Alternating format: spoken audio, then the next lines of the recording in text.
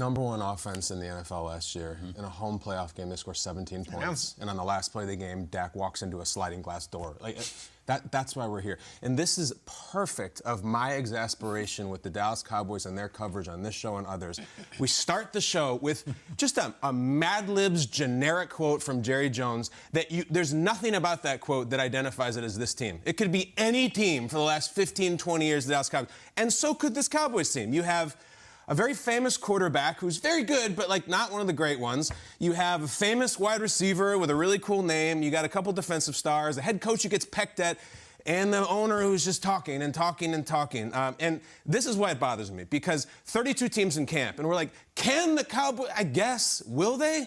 And because what always grinds my gears is this BS sentiment that is attached to the Dallas Cowboys about we're all about Super Bowls. No, you're not. The last time they were in a Super Bowl, Diana Ross was the halftime show. The last time the Cowboys were in a Super Bowl, on the radio call was Jack Buck and Hank Stram. That's the last time.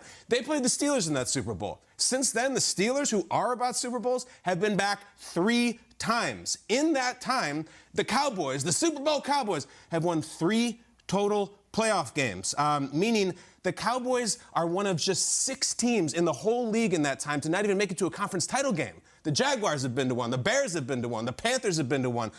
It's just, will it be different? It's Groundhog Team to me every single time. You've compared them to vodka soda in the past. Have I? You have. I don't remember. And saying that, it's always there, it's intoxicating, but, at the end of the day, is anyone, vodka soda was what you've called them. It really gets me times. going. And it's you put a lime in it, it's crazy. And it's just, 2 other teams in their own division have been to multiple Super Bowls. I think the Eagles and Giants have been to 5. So we're sitting here, 2022, it's 7:07 a.m. on whatever day it is today, Tuesday, and it's like, Jerry says we got to do better this year.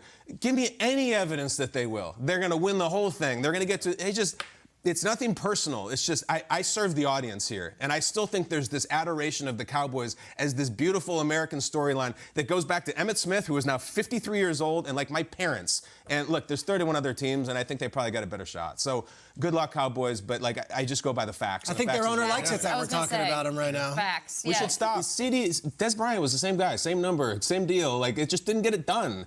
Ezekiel Elliott maybe has the worst contract in all of football. And he has that contract because Jerry Jones, the guy that we love, said, I got to have Zeke here, and I got to sell jerseys. I'm going to jump in the kettle.